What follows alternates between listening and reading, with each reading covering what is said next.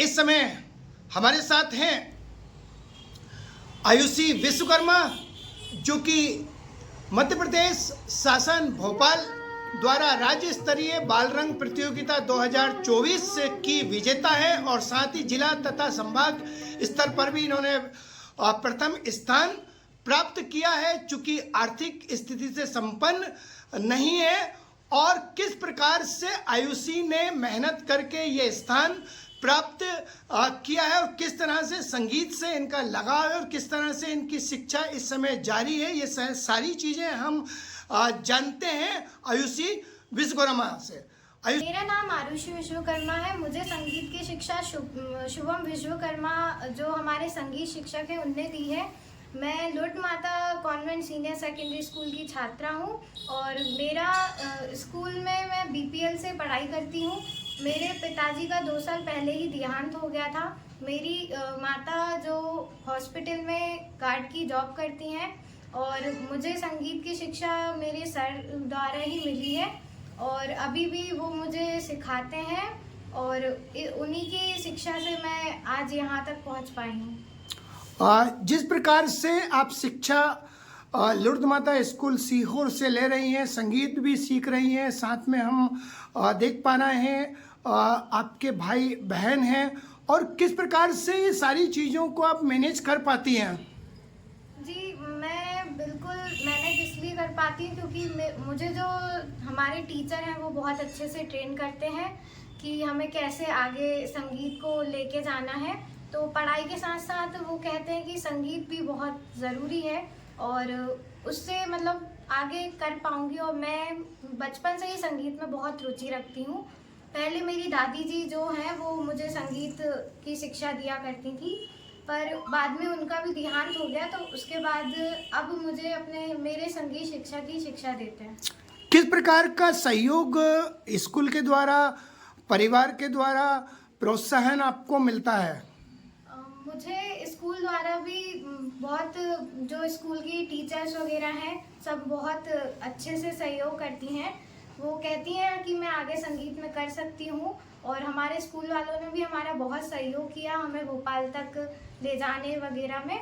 और हमारे घर में मम्मी है तो मम्मी भी मुझे बहुत हिम्मत देती हैं कि नहीं, मैं जीत सकती हूँ और आगे कर सकती हूँ संगीत में। ऐसी आपने तो आर्थिक स्थिति का आप सामना कर रही हैं और साथ में एक जिम्मेदारी भी है।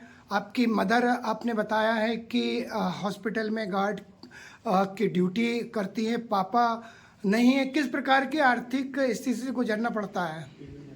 बहुत मतलब मुश्किल स्थिति तो रहती है कि मम्मी के साथ अकेले रहते हुए काम करते हुए भी मतलब करना पड़ता है, लेकिन थोड़ा टाइम निकाल सकते हैं संगीत के लिए भी। तो दोस्तों कहते हैं जिसके हौसले बुलंद हो, लगन हो, मेहनत कश इंसान हो, उसे मंजिल मिल ही जाती है। परिस्थितियां भले ही सामान्य नहीं हो, किंतु लोगों के द्वारा प्रोत्साहन जब मिलता है, लोग हौसला बढ़ाते हैं, तो असंभव सी चीज़ भी संभवता में संभव हो जाती है। और इस समय आप देख सकते हैं, आप सबसे पहले तो आपको जो ये ट्रॉफी मिली है और जो सर्टिफिकेट है, एक बार हमारे दर्शकों को बता दें। आपका मेडल भी बता दें एक बार। ये इन्हें राज्य स्तर पर मिला है, प्रथम पुरस्कार जी। ये जिला स्तर पर मिला था। ये जिला स्तर पर मिला है और ये दोनों राज्य स्तर के हैं। और ये राज्य स्तर पर है। काफी प्रतिभावान छात्रा है। कौन सी क्लास में है आप? 8th में। इस समय 8th में है। और आपके भाई? ये 1st में है और ये 5th में। और इनका दोनों का नाम? इनका नाम है माही विश्वकर्मा और ये शिवाय विश्वकर्मा।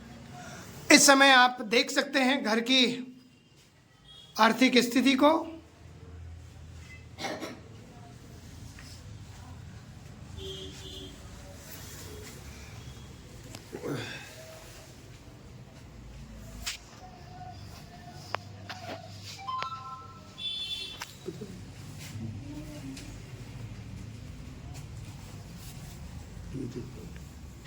सर, जिस प्रकार से आयुषी विश्वकर्मा ने अपनी प्रतिभा का लोहा प्रदेश में मनवाया है और जिस प्रकार के आर्थिक हालात इस समय हैं, क्या चाहते हैं और किस प्रकार का इनको सहयोग मिल सकता है?